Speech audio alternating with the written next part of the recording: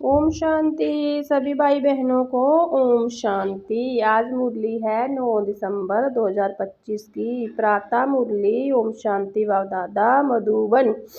मीठे बच्चे, बाबा आए हैं तुम्हें बेहद की जागीर देने। ऐसे मीठे बाबा को तुम प्यार से याद करो तो पावन बन जाओगे। प्रश्न है, विनाश के समय जितना नजदीक आता जाएगा, विनाश का समय जितना नजदीक आता जाएगा, विनाश का समय नजदीक होगा तो सबको मालूम पड़ता जाएगा कि हमारा बाबा आया हुआ है। विनाश का समय नज़दीक होगा तो सबको मालूम पड़ता जाएगा कि हमारा बाबा आया हुआ है।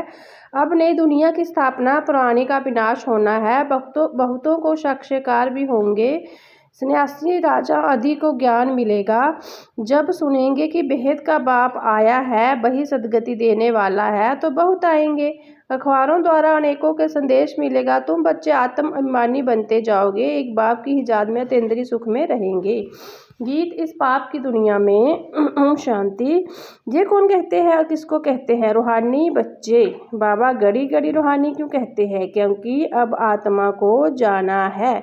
फिर जब इस दुनिया में आएंगे तो सुख होगा। आत्मा ने जो शांति और सुख का बसा कल पहले भी पाया था, अब फिर जे रिपीट हो रहा है। रिपीट तो तब सृष्टि का चक्कर भी फिर से रिपीट हो। रिपीट तो सब होता है ना, जो कुछ पास्ट हुआ है सो रिपीट होगा। जो तो नाटक भी रिपीट होता है, परंतु उसमें चेंज भी कर सकते हैं। कोई अक्षर भूल जाते हैं तो बनकर डाल देते हैं।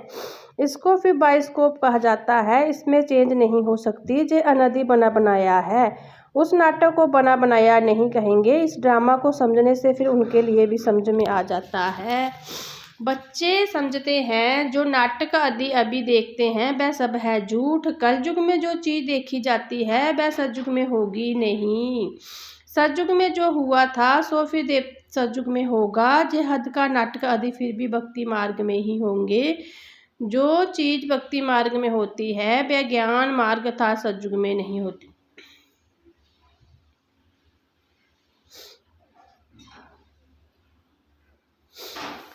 तो अभी भेद के बाप से तुम वर्षा पा रहे हो। बाबा ने समझाया है, एक अलौकिक बाप से और दूसरा परलौकिक बाप से वर्षा मिलता है। बाकी जो अलौकिक बाप है उनसे वर्षा नहीं मिलता। जे खुद उनसे वर्षा पाते हैं। जे जो नई दुनिया की प्रॉपर्टी है वह बेहद के बाप ही देते हैं। सिर्फ इन द्वारा इनसे अडॉप्ट करते हैं।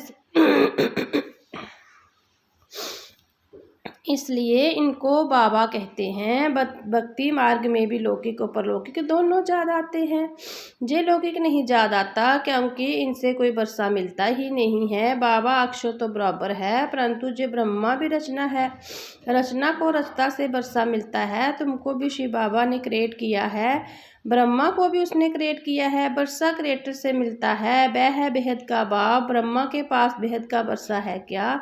बाप इन द्वारा बैठ समझाते हैं, इनको भी वर्षा मिलता है। ऐसा नहीं कि वर्षा लेकर तुमको देते हैं। बाबा कहते हैं तुम इनको भी याद ना करो। जे बेहद के बाप से तुमको प्रॉपर्टी मिलती है। लौकिक बाप से हद का, परलौकिक बाप से बेहद का वर्षा दोनों रिजर्व होगे। शिव बाबा से वर्षा मिलता है, बुद्धि में आता है। बाकी ब्रह्मा बाबा का वर्षा क्या कहेंगे? बुद्धि में जागीर आती है ना। जे बेहद की भाषा ही तुमको उनसे मिलती है। वह है बड़ा बाबा। जे तो कहते हैं मुझे याद नहीं करो, मेरी तो कोई प्रॉपर्टी है नहीं जो तुमको मिले। जैसे प्रॉपर्टी मिलनी है उनको याद करो। वह कहते हैं माम के याद करो। लौकिक बाप की प्रॉपर्टी पर कितना झगड़ा चलता है। जे तो झगड़े की बात नहीं। बाबा को याद नहीं करेंगे तो ऑटोमेटिकली बेहद का वर्षा ही नहीं मिलेगा।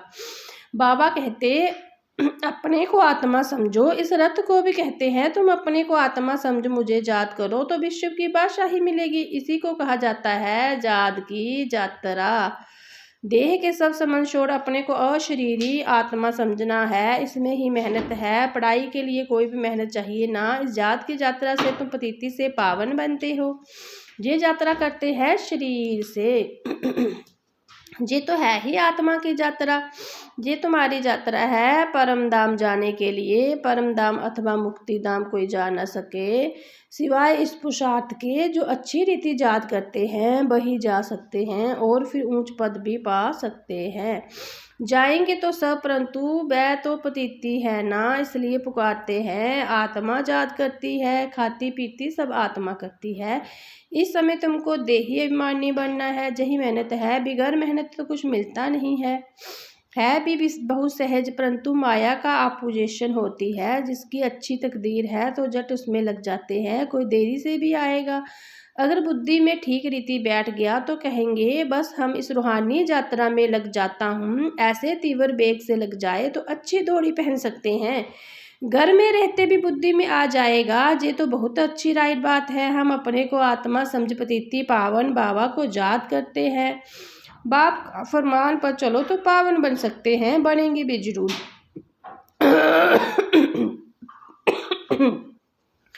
पुरुषार्थ की बात है बहुत सहज। भक्ति मार्ग में तो बहुत डिफिकल्टी होती है। जहाँ तुम्हारी बुद्धि में है अब हमको वापस जाना है बाबा के पास। फिर जहाँ आकर विष्णु की माला में पिरोना है। माला का हिसाब करें, माला तो ब्रह्मा की भी है, विष्णु की भी है, रुद्र की भी है।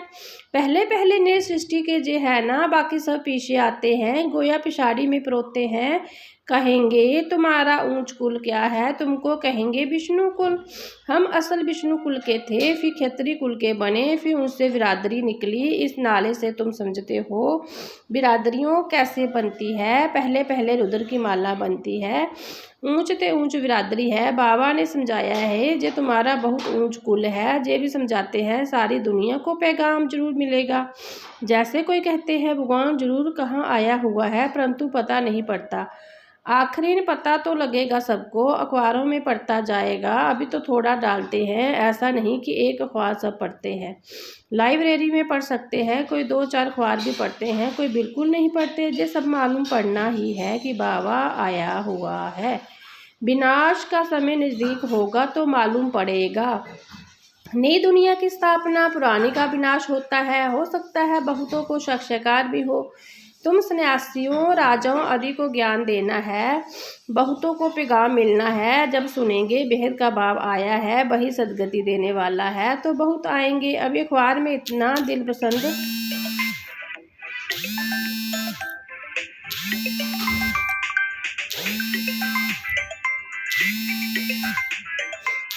मोना है फोन आ मामू अपने फोन पर करे रिकॉर्डिंग कट होंगी बच्चे। फिर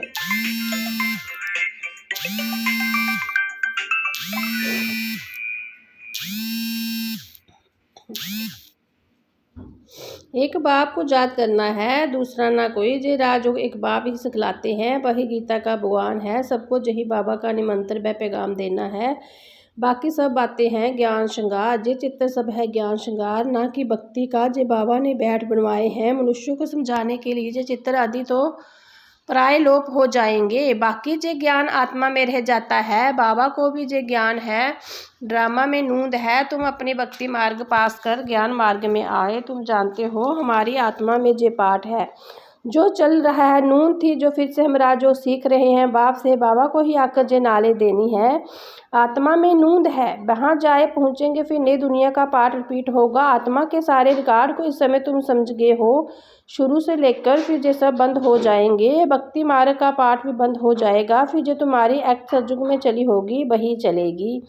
क्या होगा जे बाप नहीं बताते हैं। जो कुछ होगा वही होगा, समझा जाता है। सतयुग में नई दुनिया जरूर, वहाँ सब कुछ नया सतो प्रदान और सस्ता होगा। जो कुछ कल पहले हुआ था वही होगा। देखते भी हैं इन रश्मि नारायण को कितने सुख है। हीरे जवाहर धन बहुत रहता है, धन है तो सुख भी है। जहाँ तुम बैठ कर सकते हो वहाँ नहीं कर सकते। जहाँ की बातें वहाँ सब भूल जाएंगे। जे है नई बातें जब बाबा ही बच्चों को समझाते हैं। आत्मा को अब वहाँ जाना है, वहाँ जहाँ कारोबार सारी बंद हो जाती है। हिसाब किताब चुकतू होना है, रिकॉर्ड पूरा होता है। एक ही रिकॉर्ड बहुत बड़ा है। कहेंगे फिर आत्मा भी इतनी बड़ी होनी चाहिए। परंतु नहीं, इतनी छोटी आत्मा में 84 जन्मों का पाठ है। आत्मा भी अविनाशी है, उनको सिर्फ बंडर ही कहेंगे। ऐसा आश्चर्यजनक चीज और कोई हो ना सके। बाबा के लिए तो कहते हैं सरजू त्रेता का समय विश्राम में रहते हैं। हम तो ऑल राउंड पाठ बजाते हैं, सबसे जास्ती हमारा पाठ है। तो बाबा बस्सा भी ऊंच देते हैं, कहते हैं 84 जन्म भी तुम ही लेते हो। हमारा तो पाठ ही ऐसा है जो और कोई बजा ना सके। वंडरफुल बातें हैं ना। जे भी वंडर है जो आत्मा को बार बार समझाते हैं। आत्मा मेल फीमेल नहीं है। जब शरीर दान करती है तो मेल फीमेल कहा जाता है। आत्मा सब बच्चे है तो बाई बाई हो जाती है। बाई बाई है जरूर बरसा पाने के लिए। आत्मा बाबा का बच्चा है ना, बरसा लेता है बाबा से, इसलिए मेल ही कहेंगे। सब आत्माओं का हक है बाबा से बरसा लेने का। उसके लिए बाबा को याद करना है, अपने को आत्मा समझना है। हम सब ब्रदर है, आत्मा आत्मा ही है, वह कभी बदलती नहीं। बाकी कभी शरीर कभी मेल का है, कभी फीमेल का लेती है। जे बड़ी अटपटी बातें समझने की है और कोई भी सुना ना सके। बाप से जब बच्चों को ही सुन सकते हैं। बाबा तो तुम बच्चों को ही कहते हैं। आगे तो सबसे मिलते थे, सबसे बात करते थे, अभी करते करते आखिरी में तो कोई से बात ही नहीं करेंगे। सन सोज फादर है ना, बच्चों को ही पढ़ना है। तुम बच्चे ही बहुतों की सर्विस कर ले आते हो। बाबा समझते हैं जे बहुतों का आपसमान बना कर ले आते हैं। जे बड़ा राजा बनेंगे, जे छोटा राजा बनेंगे। तुम रूहानी सेना भी हो जो सबको रावण की जंजीरों से छुड़ाए अपने मिशन में ले आते हो। जितनी जो सर्विस करते हैं उतना फल मिलता है। जिसने जास्ती भक्ति की है वह जास्ती होशियार हो जाते हैं और बरसा तो लेते हैं। जे पढ़ाई है अच्छी रीति पढ़ी नहीं कि फेल हो जाएंगे। पढ़ाई बहुत है, समझना और समझाना भी है सहज, डिफिकल्ट की बात नहीं। परंतु राजधानी स्थापन होती है उसमें तो सब चाहिए ना। पुरुषार्थ करना है, उसमें ऊंच पद पाए। मृत्यु लोक से ट्रांसफर होकर अमर लोक में जाना है। जितना पढ़ेंगे उतना अमरपुरी में ऊंच पद पाएंगे। बाबा को प्यार भी करना होता है क्योंकि वह है बहुत प्यार से प्यारी वस्तु। प्यार का सागर भी है, एक रस प्यार हो जा ना सके। कोई याद करते हैं, कोई नहीं करते। किसी को समझने का भी नशा रहता है तो जो बड़ा टेम्पटेशन है कोई को भी बताना है। जो यूनिवर्सिटी है, जो स्पिरिचुअल पढ़ाई है, ऐसे चित्र और कोई स्कूल में नहीं दिखाए जाते। दिन प्रतिदिन और ही चित्र निकलते जाएंगे जो मनुष्य देखने से ही समझ जाए। सीढ़ी है बहुत अच्छी, परंतु देवता धर्म का नहीं होगा तो उनको समझ में नहीं आएगा। जो इस कलयुग का होगा उनको तीर लगेगा। जो हमारे देवता धर्म के पत्ते होंगे वही आएंगे, तुमको फील होगा। जे तो बहुत रुचि से सुन रहे हैं, कोई तो ऐसे ही चले जाएंगे। दिन प्रतिदिन नई नई बातें भी बच्चों को समझाते रहते हैं। सर्विस का बड़ा शौक चाहिए।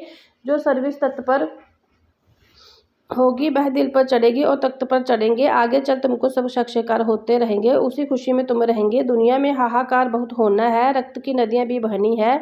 बहादुर सर्विस वाले कभी भूख नहीं मरेंगे। परंतु जहाँ तो तुमको वनवास में रहना है, सुख भी वहाँ मिलेगा। कन्या को तो वनवास में बिठाते हैं। ससुर घर जाकर खूब पहनना, तुम भी ससुर घर जाते हो तो वह नशा रहता है, वह है ही सुखदाम। अच्छा मीठे मीठे सिकलिदे बच्चों प्रति माता पिता बाप दादा का आज़ाद प्यार। Good morning. रूहानी बाबा के रूहानी बच्चों को नमस्ते। हम रूहानी बच्चों के रूहानी प्यारे बाबा को गुड मॉर्निंग, नमस्ते, ओम शांति। धारणा के लिए मुख्य सार।